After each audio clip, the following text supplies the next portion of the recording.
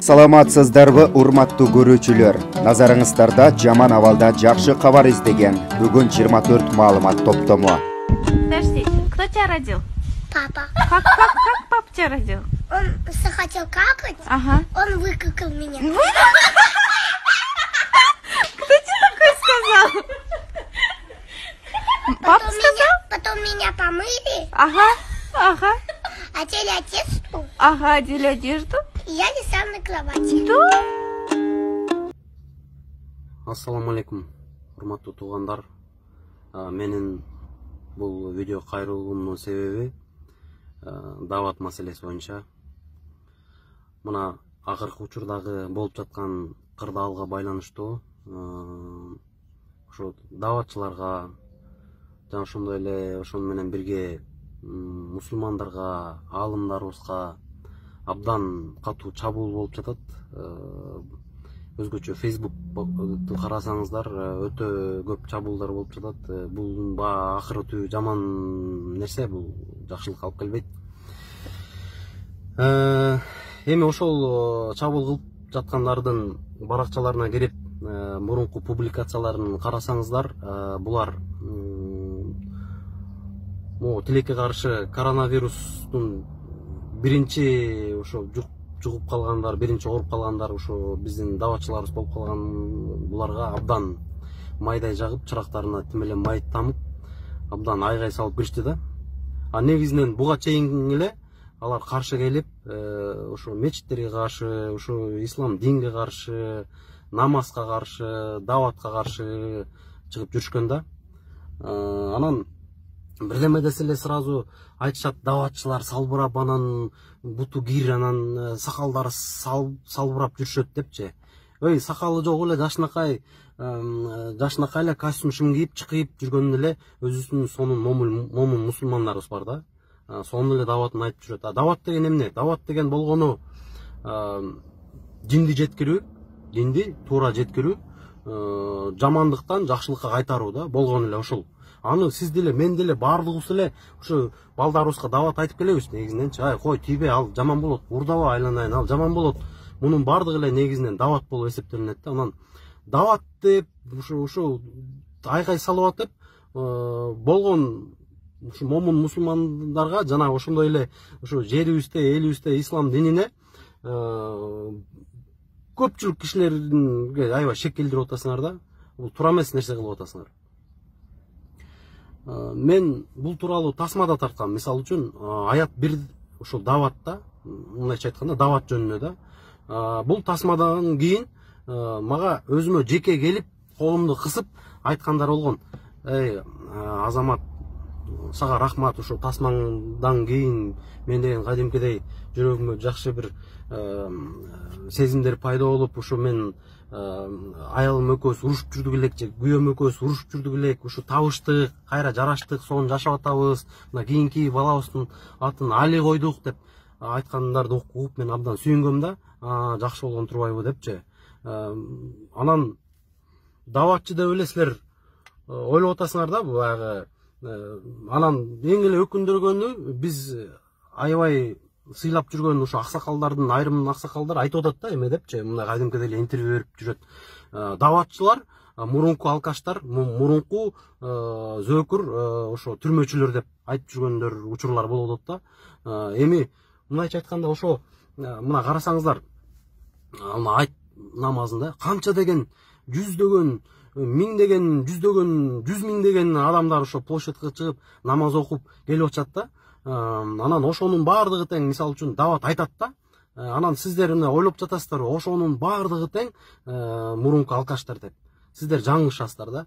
Ар бир нерсенин өзүнүн чеги болот. Арасында туура эмес жолдо жүрүп, ошо жакшы жолго түшүп, анан кой деп башка дагы туура эмес жолго түшүп жүргөндөргө барып, кой, андай туура эмес экен, мен башыман өткөн, андай болбойт деп айтып дават кылып жүргөндөр бар, жок эмес. Ал эмне, ал нерсеге сүйүнүш керек да кайра. Ал нерсеге сүйүнүш керек. Бул туура эмес жүрүп, мурун ууру болуп жүрүп, мурун деген зөөкүр болуп жүрүп, бул оң жолго түштү, бул жакшы адам болуп калды, бул даватчы болуп калды депчи. Анан жанагы сакал коюп, башына жана сүннөт кийип жүргөндөрдүн баардыгын тең араб кулдар дейсиңер. Бул араб кул эмес. Болгону Мухаммед саллаллаху алейхи салам убагында ошондой кийинип жүргөн. Муну Мухаммед саллаллаху алейхи саламдын жүргөн турумун, кылган ишин, сүйлөгөндөй жана өзү кандай жүрсө ошондой кылып жүргөн. Бул сүннөт деп эсептелинет. Бул сүннөт деген бул мындайча айтканда дополнительный сооп да. Ансыз деле жүрсө болот, ансыз деле намаз окуса болот, ансыз деле дават айтса болот. Бирок жана антип жүргөн бул дополнительный сооп да. Аны силер түшүнбөй туруп эле анан араб кулдар, анан тиги бу деп жаман негатив кылып, ушул баягы динибизди абдан бир ыплас нерсеге алып келип атасыңар да. Бул өзүңөр эле күнөөгө убат тим болбостон, ушу жаңы динге кирейин деп аткандарды дагы ошол динден алыстатып атасыңар да. Силердин максатыңарды мен билбейм кандай. Ошону эмитен ушу жакшылап ойлонуп иш кылыңыздар. Мына аттуу баштуу эле кишилер, көптөгөн журналисттер абдан ушу туура эмес нерсе кылып атасыңар да. Силер деген Кыргызстанга жакшылык каалабандарсыңар да. Силерди мен түшүнбөйм такыр. Эмне максатта мына мечиттердин ордуна мектеп курулсун дейсиңер. Эмне мечиттин эмнеси? Туура көзөмөлдөш керек. Жана радикалдардын кирип кетпешине тийиштүү органдар караш керек. Бирок деген жалпы жонунан ошо исламга, динге, алымдарыбызга асылганыңарды токтоткула.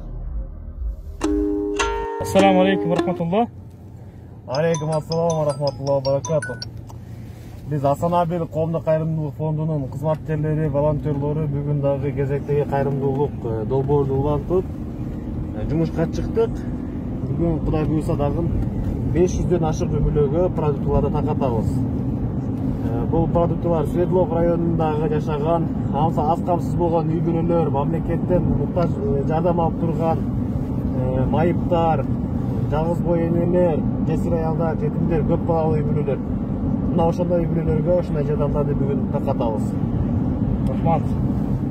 Эч кимиңиздер оорубаңыздар. Ден соолук каалайм.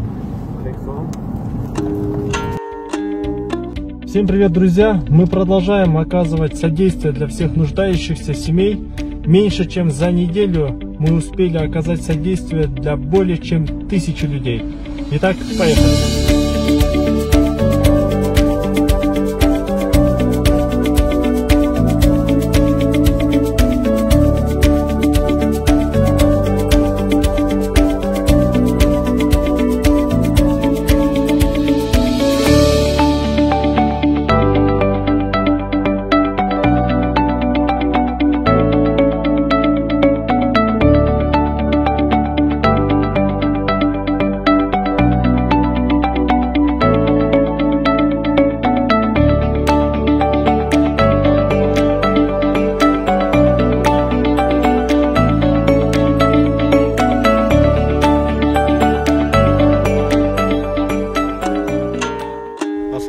Тугандар, кандайсыңар? Кайрадан биз өз ишибизди улантып атабыз.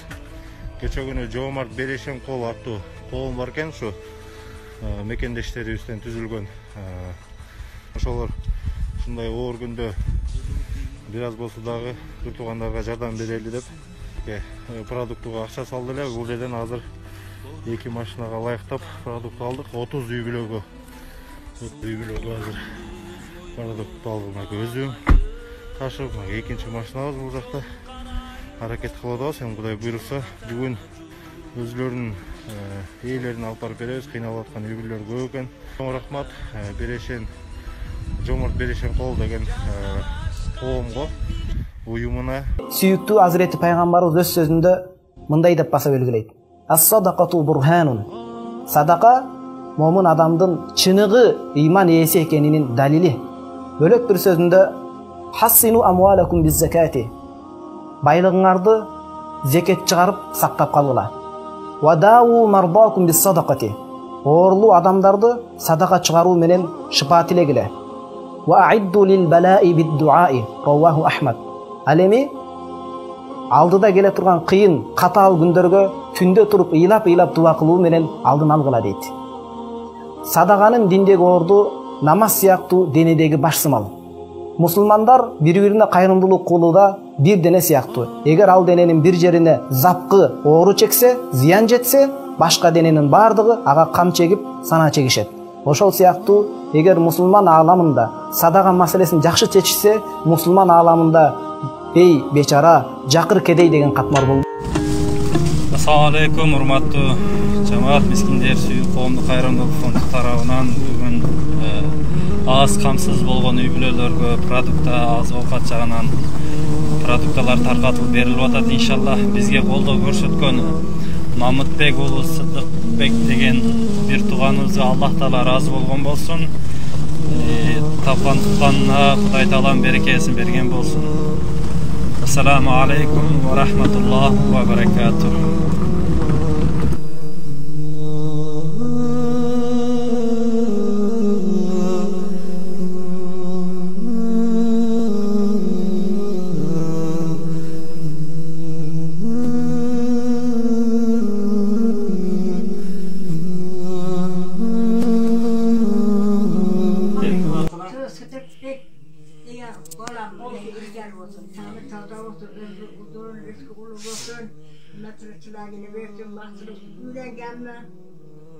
Үйленген болса, бақтыры болса, көшкарыман көшек қарсы, балалы, шақалы болса, өгіл күтап, қазақ қарсы берсін, өміріме күстімінен.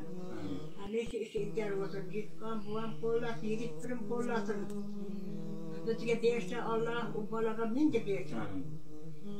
Мәтірі çırağları bersin, dürüst kulu olsun, işleri idare olsun, senin tadı olsun. Baktığın Tilçılıqamacılık, keyfiyet, külfetlerle bereket ayızversin, zamanımız tinç olsun. Şu hayır iksanlığın ballarından, Allah dergâhinde kabul kılıp, niyetinizi, dileklerini verip, daim tinç olsun, hayırlı olsun.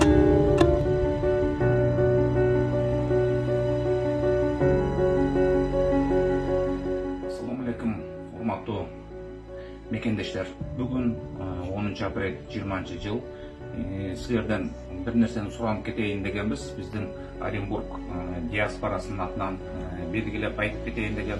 Солидетскийдеги биздин мекендештер азыркы маалда дагы деле өтө албай Кыргызстанга ошол жерде жатышат. Себеби Казакстан апрелдин аягына чейин дагы узатты. Ачпай границаны. Фейковый жаңылыктарды угуп алып эле интернеттен, Facebooktан өтүп кетебиз деген ойдон алыс болгула. Мындай оор турмушту кыргыздар башынан көп өткөргөн. Биз Кудай кааласа буну дагы жеңип өтөбүз. Биз колдон келген жардамды көргөзүп атабыз. Сине бир аз чыдап турсаңар, границалар ачылса, ар бириңер үйүңөргө жетесиңер. Ошондуктан силерге кайрылып кетебиз. Үйүңөрдөн чыкпай, жолго чыкпай азыр. Чегаранын баары жабык. Ар бир мамлекет өзүнүн чегарасын жаап койгон азыр билесиңер. Ошого мыйзамга баш ийип, үйдөн чыкпай эле отурсак, жакка келип алып, ар жактан эмес, үйдө эмес болуп, жолдо кыйналып аткан кыргыздарды көрүп келдик. Сабырдуулук, чыдамдуулук кылып, убактылуу үйдө отургула. Азырынча оору болбой эле, кыйналбай, ар бириңер өз үйүңөрдө отурсаңарды сурамыз этебиз. Ушул оор кырдаалга байланыштуу Казакстан чегарасы 1-майга чейин жабык. Через Оренбург аркылуу өтүп кетем дегендер машина менен болобу, чоң машина менен болобу, азыр граница жабык. Үйүңүздөн деле чыкпай отуруп туруңуздар. Бүгүнкү күнү кырдаал өтө чоң проблема болуп атат, көрүп атасыздар. Карантинди дагы узатып атат. Майга чейин. Сиздерден өтө чоң сураныш. Бул Оренбургдун жарандары айтып атабыз. Сиздерден сураныш, туугандар, Москвадасыңарбы, кайсы шаардасыңар? Пока карантин бүтмөйүн, чыкпай тургула. Фейковый жанагы информацияларга ишенбегиле. Баары жабык. Майга чейин Оренбург областы дагы карантинди узатып койду. Казакстан 1-майга чейин границасын жаап атат. Ким машинасы менен жолго чыгып аткандар болсо, убада болбоңуздар. Анткени Казакстан 1-майга чейин көзбөйт. Ошондуктан ар бир ордунузда карантинди сактап турсак жакшы болот. Убада болуп каласыздар. Казакстандагы өзүнүн чегарасын жаап койгонуна байланыштуу Москвадан келген жерлештерибиз Солидетский районунда өтөп айтып калышты. Жолду бир жумага ачышты, жолго чыга бергиле деген тамашалуу кабарлар келип атат. Бүгүн мына 10 апрелде өткөн жок, эч ким өткөн жок. баардыгы сөйлөшкүп жатат. Москвада турган Нижний Новгород, Самара тараптагылар ушул жака келбей туруңуздар, сиздерден сурам. Жана бизге маалымат келип түштү, официальный Кыргызстан Республикасынын президенти Токаев 30 апрелге чейин карантинде узартты. От имени Офиса почетного консула Кыргызской Республики в городе Оренбург доводим до вашего сведения о том, что ситуация на российско-казахстанской границе на сегодняшний день остается прежней. Возможности для пересечения государственной границы, к сожалению, нет. Просим вас воздержаться от всех поездок.